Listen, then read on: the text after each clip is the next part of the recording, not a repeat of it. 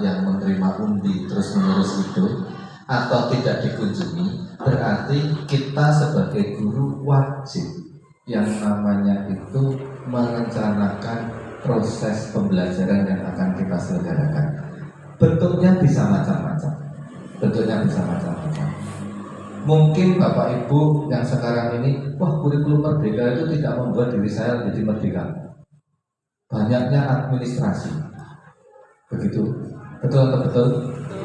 Nah, segeralah bertobat kalau menganggap betul. Karena sebenarnya kurikulum merdeka itu administrasi itu tidak ada. Administrasinya itu hilang. Tidak ada administrasi. Yang ada adalah perangkat pembelajaran. Salah saja. Nah, siapa yang mengatakan sama?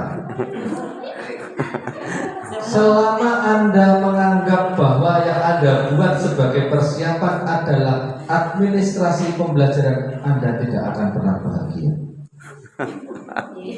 Dan percayalah pada saya, Anda tidak akan pernah bahagia. Karena apa? Begitu Anda memandang setumpuk apa yang Anda siapkan itu sebagai administrasi, setelah dibuat tumpuk manis-manis di mejanya bulusi yang tinggi tadi itu, tebal-tebal tadi, sampai di situ akan muncul lagi ketika Pak Asesor atau Ibu Asesor datang. Tetapi kalau menganggap bahwa itu sebagai perangkat pembelajaran, Anda akan membuat itu apabila itu membantu Anda. Maka tadi saya katakan, segeralah bertobat. Karena cara pandang kita terhadap apa yang kita buat itu akan menentukan kita. Maka perangkat pembelajaran adalah hal ikhwal, segala sesuatu yang kita buat untuk memperlancar proses pembelajaran yang kita rencanakan dan laksanakan. Kalau itu tidak memperlancar, ya jangan dibuat. Nanti saya akan memberikan contoh. Guru saya itu kalau dulu diminta untuk membuat kisi-kisi, rasanya itu seperti diajak menikah. Lama sekali. Pikirannya itu pilih sana pilih sini. Lalu bahasa Jawanya ngolat itu menggeliat gitu. 3 tahun ini mereka tidak pernah mengeluh terkait dengan kisi-kisi, karena kisi-kisi dibuat setiap hari. Aneh kan? Ditagih 1 semester sekali mengeluh, tetapi saya tagih setiap hari, mereka tidak mengeluh. Nah, ini paradoksal. Nanti caranya seperti apa saya akan memberikan, bahwa kita tidak perlu membuat kisi-kisi, tetapi setiap hari kita sudah membuat kisi-kisi. Nah, jadi hal-hal itu yang perlu untuk kita siasati.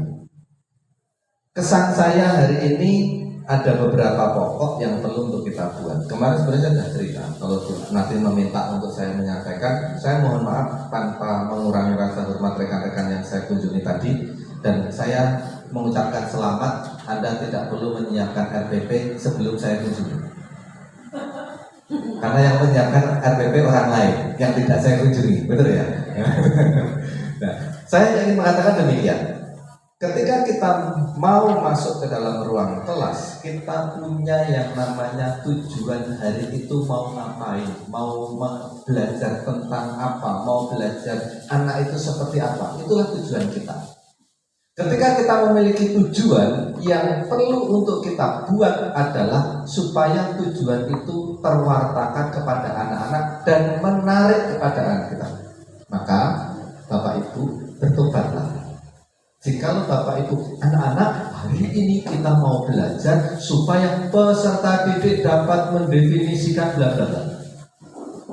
Buatlah peristiwa penyampaian tujuan itu sebagai engagement kita untuk proses anak-anak tahu ke kita.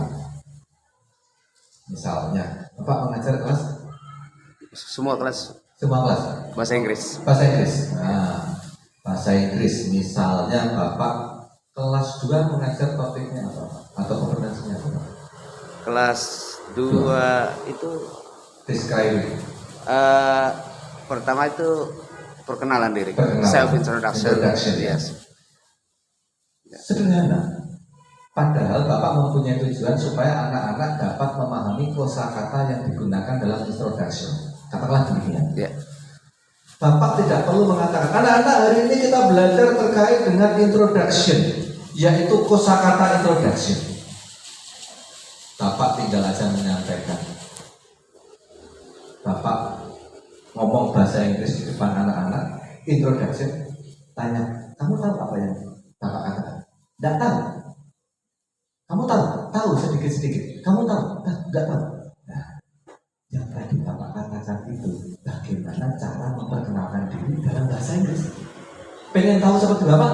Yuk, belajar. Selesai masalah. Jadi buatlah itu sebagai sebuah ketertarikan.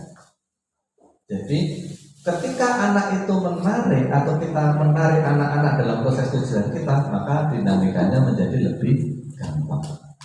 Guru kelas 1, katakanlah demikian. Tadi saya mengamati guru kelas 1. Anak-anak peserta didik dapat misalnya menyelesaikan operasi hitung bilangan cacah, operasi penjumlahan bilangan cacah, misalnya demikian. Kalau saya sebagai guru, saya akan datang dengan bulan atau datang dengan dua, atau datang dengan setumpuk buku yang saya masukkan ke tas. Anak-anak tahu Pak Guru bawa apa? Misalnya begitu. Ya bawa, misalnya saya bawa tas ya, bawa buku lah. Tahu isi bukunya berapa? Nggak tahu?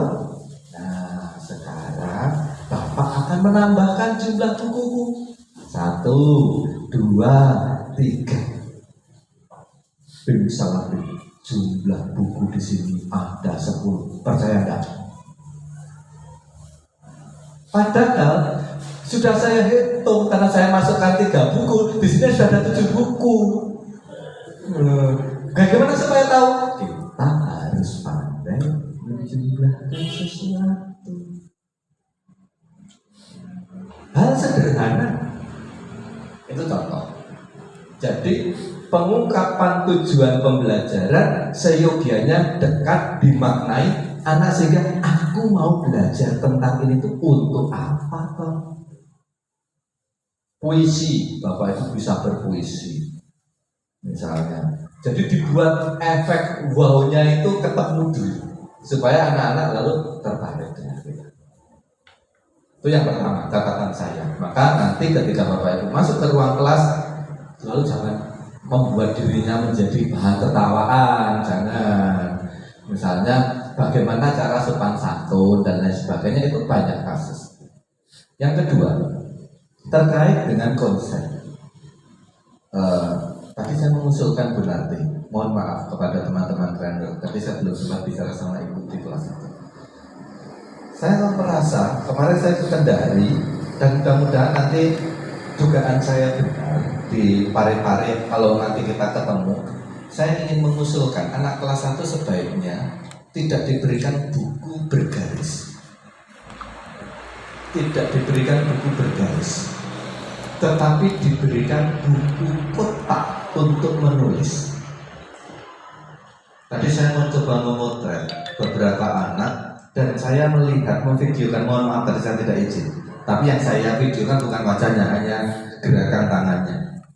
Anak-anak kita ketika ini kosong, tidak ada garis, lalu ibu menulis dengan bagus, dengan baik. Ketika anak memandang papan tulis, memindai huruf itu ke otaknya anak, lalu mentransfer ke tangannya anak, itu sudah usaha yang luar biasa. Maka usahakan apa yang tertampil di sana mempermudah anak dengan yang tertampil di meja kerjanya anak. Saya sudah membuktikan di iPad saya tadi, saya beberapa anak suruh menulis, termasuk di Yakobus dan juga di sini tadi. Ketika itu tak berikan buku kotak, anak-anak yang huruf E-nya itu ke sana, ke sini, huruf I-nya seperti itu, saya hanya bilang, coba ikuti garis. Buder memberi contoh, ikuti garisnya, tulisannya bagus. Maka baik kalau nanti dipikirkan untuk hal ini. Karena apa? Ketika anak sudah menulis yang baik, untuk kelas 2 dan seterusnya itu akan mudah untuk menuliskan. Nah, mungkin itu bisa diusahakan, saya kira. Tidak harus sekarang, tapi besok sama saja. Tidak harus sekarang, tapi besok sama saja. Jadi nanti coba usahakan. Karena nanti saya berikan bukti, saya nanti saya bagikan pada Bu Nati. Tulisan-tulisan anak saya di kelas 1 itu sudah tulisannya benar-benar baik. Saya mengatakan benar-benar baik bisa dibaca. Betul. Jadi kalau menulis 2 suku kata itu mudah. Maka kami mempunyai buku garis ini.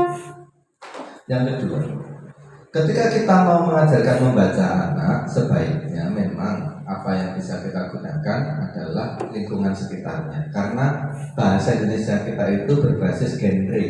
Jadi pembelajaran bahasa Indonesia kita itu berbasis genre. Genre itu artinya apa? Berbasis teks. Teks apapun. Kita mengenal di sana ada prosa, ada puisi dan seterusnya. Nah, maksud saya adalah ketika kita mengajarkan berbasis konteks kebahasaan, jangan dilepaskan. Kalau tadi ada belajar bahasa, sebaiknya seperti itu. Lalu manfaatkan apa yang ada di sekolah ini dengan seluruh dinamika yang ada, sehingga prosesnya bisa terjadi dengan baik. Itu kesan-kesan saya tidak menasihati, saya tidak kuliah 7 menit, kuliahnya lama nanti. Cuma saya hanya ingin berbagi bahwa segala sesuatu yang kita siapkan mudah-mudahan nanti bisa berjalan dengan baik, sehingga apapun yang kita rencanakan itu bisa kita ukur. Apapun yang mau kita ukur itu kita fasilitasi untuk dicapai oleh siswa di dalam proses pembelajaran kita. Saya kira 2 pokok itu yang perlu saya sampaikan kepada kita. Dan hari ini sebenarnya agendanya apa, Bu? Ini sebenarnya mau Modul aja. Okay. Saya akan sisipkan di modul aja dulu. Teman-teman